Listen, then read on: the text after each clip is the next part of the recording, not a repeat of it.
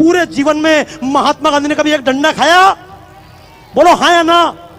नहीं खाया। जिन्होंने पूरे जीवन में डंडा नहीं खाया उनके नाम से हमने 1 से लेकर 1000 तक के नोट चलाए, लेकिन जिस भगत सिंह ने फांसी खाई उसके नाम से हमने 100 का नोट का चित्र नहीं छापा।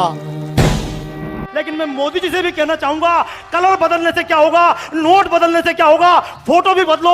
एक नोट पर स्वामी विवेकानंद का चित्र होना चाहिए। अमेरिका के हर डॉलर पे अलग अलग चित्र छपता है। महात्मा गांधी ने कहा था ये भगत सिंह, ये अशफाक उल्लाह खां, ये क्रांतिकारी, ये चंद्रशेखर आजाद, ये क्रांतिकारी आतंकवादी हैं।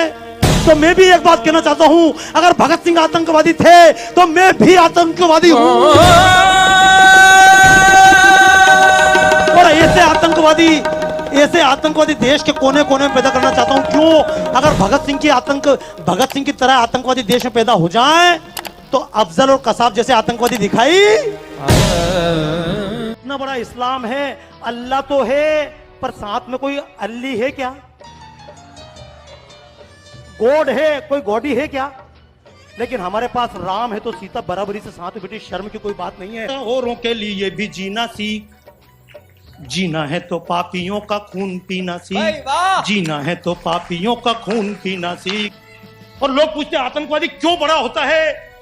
आतंकवादी में कोई दम नहीं होती है, लेकिन जब आतंकवादी क्यों बड़ा होता है? जब आतंकवादी के साथ हमारा गद्दार मीडिया और कोई बिका हुआ जज खड़ा होता है, तब जाके आतंकवादी बड़ा होता है। हमारे संत कैसे होते हैं? मुरारी बापू की तरह होते हैं कि राम का मूर्ति बनवाई लेकिन उनके हाथ में धनुष नहीं है।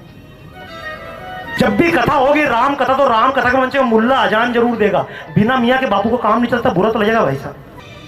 मैं तो कई बार तभी से बोलता हूँ, ईश्वर अल्लाह नाम है तेरे हिंदू नहीं गाया, कभी गीत ऐसा मस्जिद से सुनने में ना आया।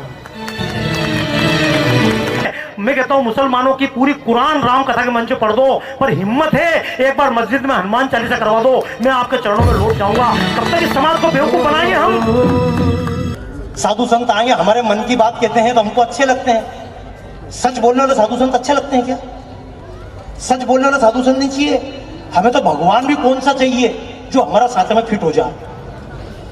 भगवान के हिसाब से हम नहीं बदलना चाहते। हम ऐसे भक्त हैं जो बाजार जाते हैं अपनी पसंद के भगवान खरीद के लाते हैं।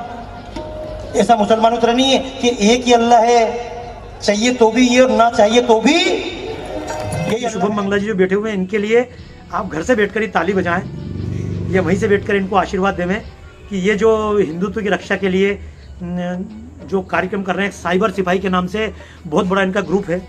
उस ग्रुप से ये देश की उन्नति के लिए, देश के दुश्मनों के लिए जो मतलब साइबर से डिजिटल मारा ठुकी करते हैं, यूँ समझ लीजिए आप, वो इतना बड़ा काम करते हैं। बहुत बड़े ग्रुप से कई लोग जुड़े हुए हैं। सोशल मीडिया के इस युग में जब आप लोग साइबर सिपाही हो तो किसी बात को छुपाना मुश्किल होता है, लेकिन पहले बात आसानी से छुपाई जा सकती थी।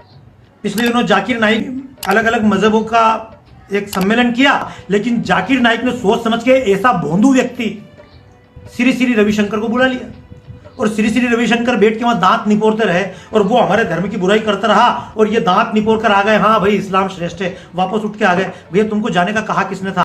शुभम भाई ये शब्द ध्यान रखना, एक शक्ति के ईश्वर अल्लाह नाम नहीं हो सकते। कोई मूर्ख आपसे कहे कि ईश्वर अल्लाह एक बात है तो उससे बोलना या तो तुम मूर्ख हो या धूर्त हो।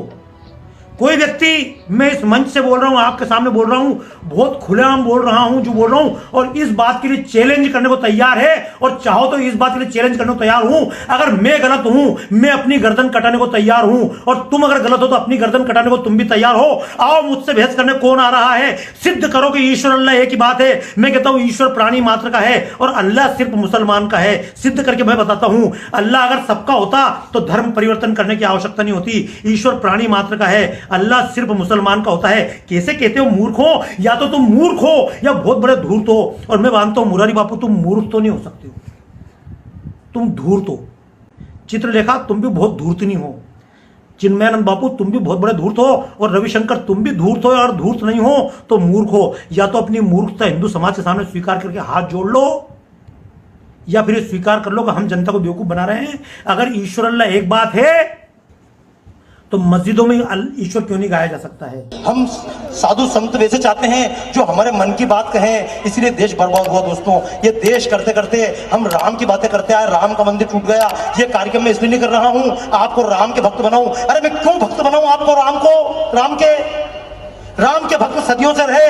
रामायण का पाठ कभी बंद नहीं हुआ। राम के भक्त हजारों हो गए, लेकिन फिर भी राम का मंदिर टूट गया। मैं आपको कृष्ण के भक्त नहीं बनाना चाहता। कृष्ण का भक्त बनाऊं आपको। कृष्ण के भक्त की दुनिया में क्या कमी थी? लेकिन कृष्ण का जन्म स्थान टूट गया।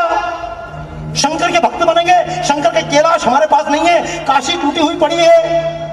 मैं कहता हूं राम के भक्त ना बने, जब मौका आए स्वयं धनुष लेकर राम बनने का प्रयास करें। देश को बचाने का इसका कोई तरीका नहीं है। निज गौरव को, निज वैभव को क्यों हिंदू बहादुर भूल गए, और क्यों रास रचना याद रहा, क्यों चक्र चलाना भूल गए।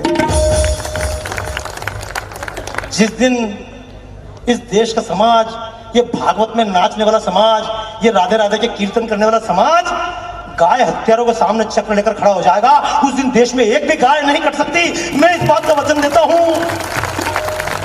हरदम जिनके हृदय में माँ भारती के लिए प्रेम उमड़ता है और वीरों के चित्र उकेरते उकेरते उनका चरित्र देश के लोगों में पैदा हो, उस संकल्प के लिए जो प्रतिपल जीते, उसी मातृभूमि के फर्ज को अपने शब्द देने के लिए हमारे प्रिय बाबा यहाँ पर आए। इनका एक बार पूरे परिवार की ओर से बहुत बहुत अभिनंदन है।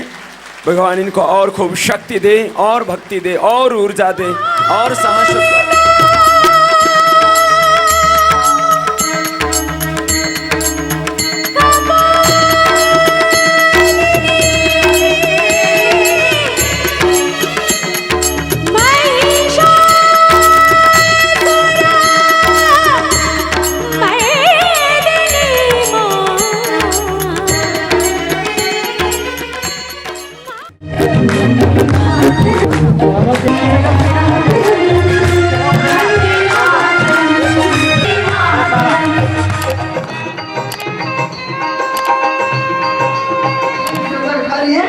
ऐसा है जो भारत मां की आरती गाता है।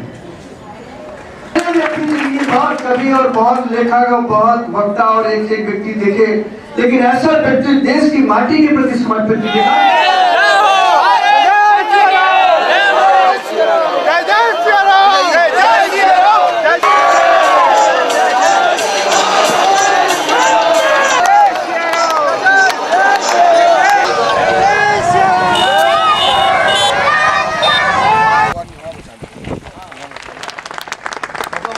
वंदे मातरम, वंदे मातरम, वंदे मातरम, वंदे मातरम।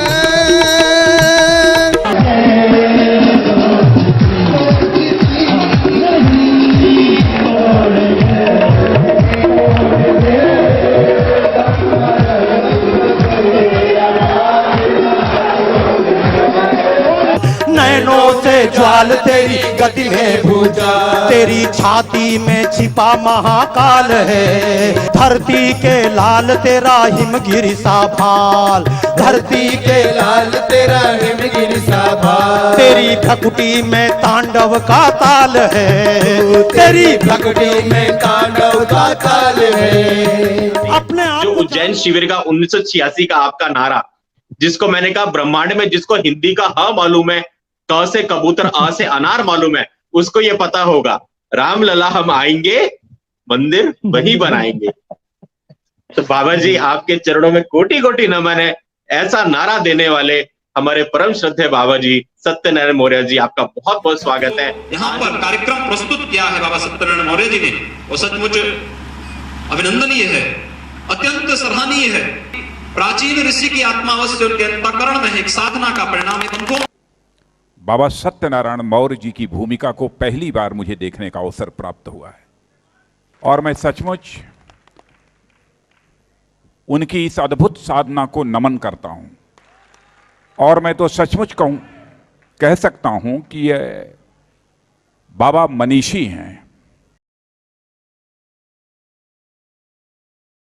सत्यनारायण मौर्य बाबा उपस्थित हैं।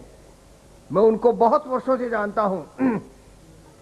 ऐसी प्रतिभा इस भारत में भगवान ने हमको दी है। मैंने ऐसा व्यक्ति नहीं देखा जिसमें भगवान ने ये तीनों गुण एक साथ डाल दिए हों। ये है हमारे बाबा सत्यनारायण।